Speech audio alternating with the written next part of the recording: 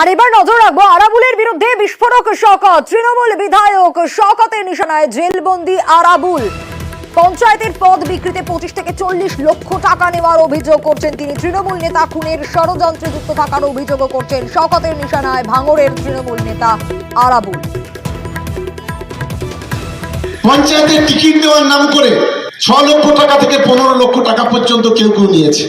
কারো কাছ থেকে নেওয়া হয়েছে, কারোর কাছ থেকে 25 লাখ 30 লাখ থেকে 40 লাখ টাকা নেওয়া হয়েছে। আমার কাছে যারা বা যে যেত তাদের উপর এখানে রোলার চালানো হতো। ওখানে একজন প্রধান আছে, তার স্বামীর নাম খয়রুল, তার মার্ডার করার জন্য 18 লক্ষ টাকা লেনদেন হয়েছে। আরাবুল করো, সে আরাবুলেই এই ঘটনার মূল যে তথ্য সামনে এসছে নিশ্চিতভাবে প্রত্যেকটাতে কোয়ারি হবে এবং প্রত্যেকটাতে পরবর্তীকালে সেগুলো কোয়ারি করে তার বিরুদ্ধে যাদের ব্যবস্থা নেওয়া যেগুলো আমাদের অজানা ছিল, অনেক তথ্য আমাদের সামনে এসছে, সেগুলিকে সময় মতো আমরা জনসমক্ষে তুলে ধরব। অন্যদিকে রাজ্য বাহিনীর মেয়াদ